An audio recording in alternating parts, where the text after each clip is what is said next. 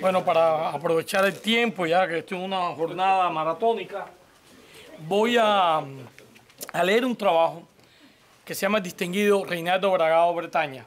Este año se conmemora el 10º aniversario de la muerte de Bragado, como mañana se conmemora el 25 aniversario de la muerte de Reinaldo Arenas.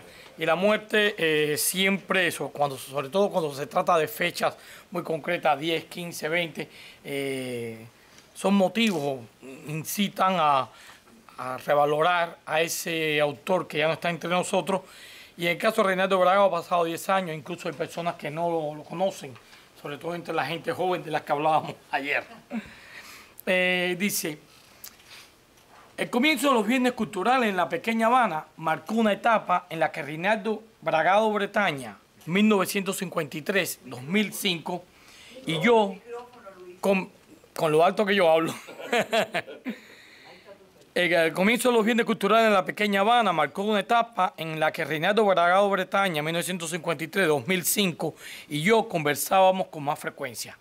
Allí, entre la 14 y la 17, justo en dos esquinas que podríamos llamar estratégicas, la del Cine Tower junto al restaurante El Exquisito y en la siguiente, donde se encuentra el restaurante El Pub, la atmósfera intelectual prevalecía.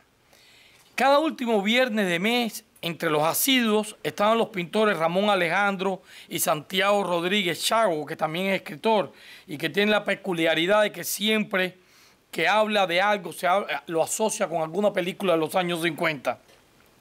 Muchas veces también acudía José Bedia, Evelio Tallá, Giovanni Bauta y escritores como Rodolfo Martínez Sotomayor, José Abreu Felipe y también el trovador Pedro Tamayo, entre muchos otros. Era un ambiente muy cultural. Era una jornada bohemia y llena de matices. Las conversaciones aquellos viernes dejaban claro que Bragado tenía dos proyectos, uno literario y otro político. Ambos poco a poco los estaba consolidando. En aquellas oportunidades, incluso por teléfono, ahondábamos en los temas locales y la situación de Cuba. Eran sus dos temas ineludibles. El cubano, sobre el que reflexionaba semanalmente en un artículo de opinión los martes en Diario Las Américas, y el literario, que transmitía en los libros que iba publicando, incluso en novelas por entrega con capítulos que publicaba en el Semanario Libre. Bragado me dijo en cierta ocasión que no paraba de escribir, añadiendo que era feliz porque podía hacerlo sin temor a que la policía le hiciera un registro y le incautara sus libros. Quiero hacer una observación sobre esto. Ayer cuando hice la comparecencia en torno a Reinaldo Arenas, dije algo similar. Reinaldo tenía la obsesión de que la policía le hiciera registro y le incautara sus libros. Y Carlos Victoria también tenía el mismo temor y en su caso sí se lo incautaron y le llevaron todos sus manuscritos, incluso la poesía que tenía escrita hasta ese entonces. Se puede decir que Bragado era un hombre entregado íntegramente a la literatura como pasión primordial. También llevaba como una obsesión la defensa de los derechos humanos en Cuba. Cuando escribía para Diario Las Américas, cuando yo escribía para Diario Las Américas antes que me votaran, le hice una entrevista que resultó reveladora. Allí afirmó: no me interesa la política. Lo que sucede es que en Cuba, cuando defiendes los derechos humanos, la dictadura te coloca en el terreno de la oposición política. Mi trabajo en ese movimiento, continúa, no afecta a mi literatura. De hecho, muy pocos libros míos poseen un trasfondo político. Pero somos seres humanos, tú y yo, todos, y pertenecemos a la misma familia. Los hay que dan la espalda a los problemas de los demás. No fue mi caso, y el tiempo que dedico a los derechos humanos me causa una gran satisfacción. En Cuba, por su actitud militante en defensa de los derechos humanos, fue a parar a la cárcel. Vale resaltar un aspecto revelador cuando expresó: mi trabajo en este movimiento no afecta a mi literatura. De hecho, muy pocos libros míos poseen un trasfondo político. Y eso es algo que hay que admirar en un escritor como él, en un activista como él, pues son pocos los autores que saben o pueden delimitar sus responsabilidades para expresarse en el marco que les corresponde.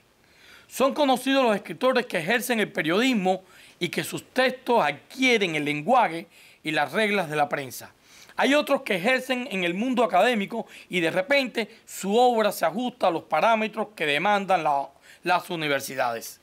Bragado supo deslindar con sabiduría los géneros. Su periodismo y sus ensayos se conducen por senderos distintos a los de la poesía y la narrativa. Incluso su pintura, sus trabajos fotográficos tienen su propio lenguaje. Otro dato a destacar es que Bragado no pudo publicar en Cuba ningún libro. Su literatura no era afín a los dictámenes oficiales. Sin embargo, allí escribió considerablemente y con perseverancia y astucia logró mantener los manuscritos lejos de las manos destructoras de la policía política y cultural y, sobre todo, sacar una parte importante de esos textos fuera de la isla.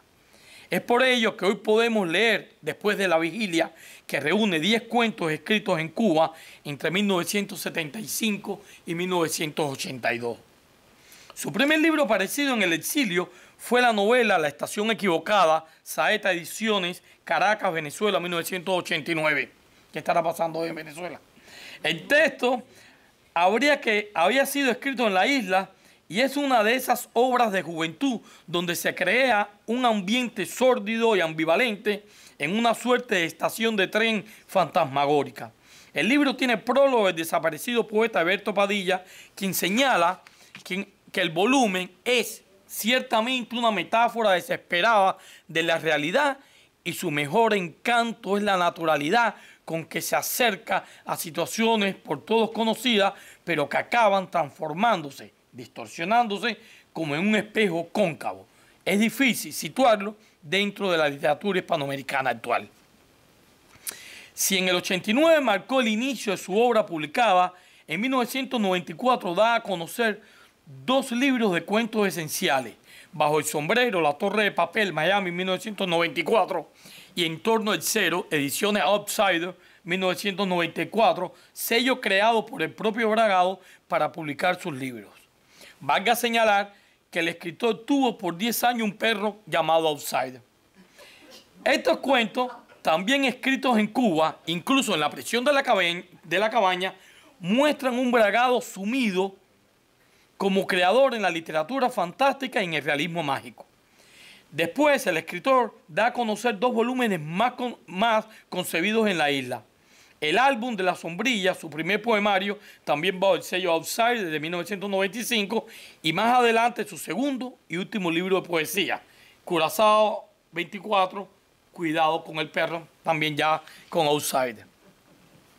Bragado crea también en La Habana La Noche Vigilada, que salió a la luz por Bilingual Press en Tempe, Arizona, en el año 1999, y La Ciudad Hechizada, aparecida con Ediciones Universal en el 2001, libro que, junto a La Muerte sin remitente, publicada en Lima, Perú, en el 2003, podría pensarse que cierra un ciclo sobre la temática cubana, o al menos el ciclo de los textos escritos en la isla. Pero parece que no es así. Todo indica que la obra de Reinaldo Bragado Bretaña tiene una fijación con Cuba, pues María Bragado, su viuda, me ha dicho que conserva los manuscritos de las novelas Café para fin de año, Al caer la parábola, La muerte cubana de Hemingway, El secreto está en La Habana, además Sueño de 1 al 5, compilación de 5 narraciones. Cuenta María que Bragado escribió por separado cada uno de estos relatos, los de Sueño de 1 al 5, como novelas independientes. Sin embargo, en marzo de 2005, poco antes de morir, decide aunarlas en un solo volumen. Otro detalle que me proporcionó su viuda señala: toda esta obra fue escrita en Cuba, salvo las novelas incluidas en Sueño de 1 al 5, las cuales la escribe en el exilio. En el caso de La muerte cubana de Hemingway y del secreto está en La Habana, parte del argumento fue concebido en Cuba, sin embargo, fueron completadas en el exilio. De manera que se puede observar que la gran producción literaria de Reinaldo Bragado es insular, dejando para el exilio unos pocos textos. En El destierro hizo énfasis en los derechos humanos. Ahí están cerca de 1000 artículos sobre el tema, muchos de ellos recogidos en La Fisura, tomo 1 y tomo 2, Los derechos humanos en Cuba, ensayos y textos periodísticos publicados por el Instituto de Derechos Humanos y Laborales de la Universidad Internacional de la Florida, aquí en Miami, en el año 1988. Así como el libro Castro frente a Castro, Tania Díaz Castro acusa a Fidel Castro, aparecido en Miami, financiado por la Cátedra de Pensamiento Libre en 1999. Gracias a la gestión de María, se ha dado a conocer ya 2 de sus libros inéditos. La Alcantarilla Mágica, editorial Outsider, 2006, y ahora, hace algún tiempo, después de la vigilia, que apareció en España bajo el sello de Aduana Vieja. En esas conversaciones con Bragado o por teléfono, sentado frente a un trago en la calle 8 durante los viernes culturales, porque sí que bebía mucho, y mientras disfrutábamos de la inauguración de alguna exposición, intercambiábamos opiniones sobre libros, autores, eventos literarios. En cierta ocasión le comenté que los personajes que habitan en sus libros eran marginales y perseguidos y que eso se repetía en casi todas las novelas. Estuvo de acuerdo conmigo y añadió: los personajes de la noche son un perfil de la sociedad cubana. Pero la novela solo hace referencia a los perseguidos y marginados. Faltan otras psicologías características de la Cuba de hoy, como el oportunista, me decía, el del doble pensar, el perseguidor y todos los demás de esa corte. Luego agregó que La muerte sin remitente, donde la trama transcurre en una ciudad imaginaria donde una extraña epidemia de fiebre afecta a los adinerados, mientras que la población que habita los barrios pobres no resulta afectada, hilvana un trasfondo, una alegoría del poder y cómo éste corrompe. Creo que estas observaciones del propio autor ayudan a ver con más claridad su literatura y a comprender que más allá de las anécdotas hay una mirada a la desintegración de la familia y a la pérdida de valores que retrata la vida actual en la isla. Han transcurrido 10 años desde su repentino fallecimiento ocurrido en Miami. Sus familiares, amigos, estudiosos de la obra de este escritor prepararon hace unos meses un encuentro a modo de tributo bajo el título Reinaldo Bragado, legado y presencia. Su legado más sólido es el conjunto de su obra y su presencia se hace sentir en el exilio, donde ponencias como esta ayudan a retomar su obra, y en la isla a través de una biblioteca independiente que lleva su nombre en La Habana. Bragado fue junto a Ricardo Bofill, fundador del Movimiento de los Derechos Humanos en Cuba, en época en que desafiar al régimen demandaba la misma valentía de hoy, pero conllevaba mayores riesgos. Bragado sufrió prisión y fue agredido físicamente en numerosas ocasiones.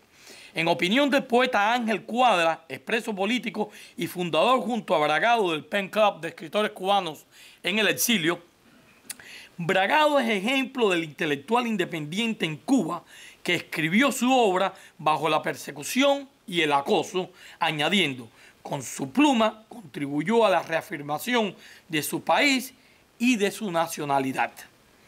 Como escritor brilló entre los escritores cubanos del exilio. Su amigo desde la infancia, Ricardo López Llopi, resalta la insistencia y perseverancia en hacer lo que él quería. Luego puntualiza: parece que sabía que se iba temprano, pues tenía premura por hacer las cosas con prontitud. Estaba lleno de proyectos y trabajaba incansablemente en su literatura, añadiendo: desde muy joven fue muy inquieto, porque se conocían desde Cuba, procurando hacer lo que deseaba, y era extremadamente organizado. Se levantaba en la mañana y escribía en una agenda lo que iba a hacer a lo largo del día. Definitivamente, él era, en el grupo de amigos, el más visionario, siempre fue un fuera de serie. Otro amigo de toda su vida, el escritor y académico David Aguado, que escribió su tesis doctoral sobre la obra de Bragado, recuerda que cuando lo conoció quedó muy impresionado porque era un artista muy completo. Además de excelente narrador, pintaba, tocaba la guitarra, hacía caricaturas, se desempeñaba como periodista y escribía poesía. Aguado se había planteado hacer su tesis doctoral sobre lo caribeño en la literatura de Cabrera Infante, pero cambió cuando entró en contacto con Bragado. En Cabrera el lenguaje es el protagonista de sus obras, en Bragado no. Me resultó mucho más accesible Bragado, pues se leía más fácilmente, pero también te ponía a pensar más fácilmente. Su libro Las estaciones de Reinaldo Arenas, el existencialismo cubano y el paradigma de los escritores en la isla es un referente para conocer a fondo las claves de Bragado. Aguado dice que Bragado era un escritor muy completo y añade que es hora de realzar y reflexionar sobre el conjunto de su literatura porque es el momento ideal para hacer y buscar un espacio dentro del conjunto de la literatura cubana para él. Aguado considera a Bragado como parte de la llamada generación del Mariel, aunque llegó a Estados Unidos en 1979, un año antes del éxodo que definió a ese grupo generacional. Afirma que Bragado es un escritor de alcance, un novelista fantástico que puede escribir en varios géneros literarios y abordar las temáticas desde diferentes ángulos.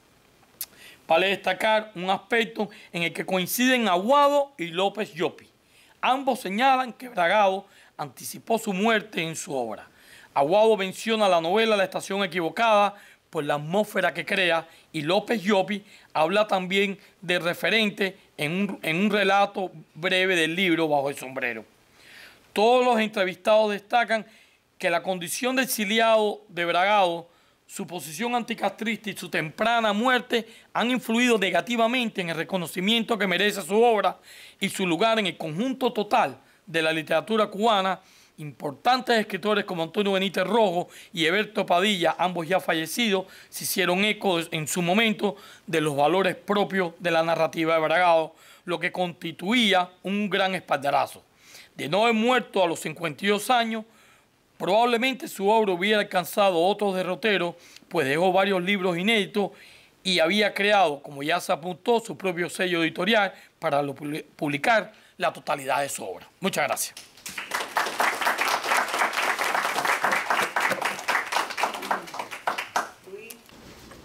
Quiero hacer otra pregunta.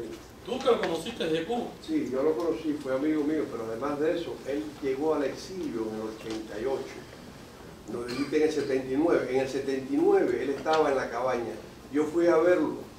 Yo fui a ver a un medio hermano mío en la cabaña y fue la última vez que nos vimos en Cuba. Ahí estaba con su madre, yo estaba con mi madre, estaba con mi hermano y estaba... Definitivamente tiene razón porque el movimiento de derechos humanos se creó a principios de los años 80 y había pasado... Y lo conozco, incluso cuando llegó, me contactó allá en Nueva York, no sé, y yo regresé a recoger un premio aquí que estaba Amelia del Castillo. Y entonces él cogió una guitarra, la misma que tenía, yo tengo la foto, y me dijo, ¿tú te acuerdas de esto? Yo no me acordaba ya, pues, con todo el libro de Nueva York, y me empezó a tocar una canción que me había hecho de un poema mío infantil que había musicalizado en su casa. Nosotros éramos de correría por toda La Habana Vieja, igual que con Manuel Pereira y todo eso jugábamos. El día que murió Lezama Lima, estábamos jugando ajedrez en casa de Manolito Pereira, en Mercaderes número 2. Ahí estaba el hijo de Fidelio Ponce, que vivía abajo, que discutíamos. Era la época, fíjate, yo creo que debes dejar eso para tus memorias, así es que podemos, nos da la oportunidad de proseguir. Sí, Rosardi. No, pero es que ya me ha robado 20 minutos. A ver, arriba, Rosardi. Un dato rápido, hablaste de los derechos humanos y muchos de esos escritos que tiene él sobre derechos humanos lo hizo a instancia también de Radio Martí. Yo creé un programa para él y para Ricardo Bofill, y que se llamaba Los Derechos Humanos al Día. Y entonces mucho de eso lo creé, le dije a ellos, ya desde Washington lo habíamos hecho, y él hizo ese programa estupendamente bien, Ricardo Bofill y él, pero yo me alegro mucho de haberle dado ese programa y haber sido parte de esa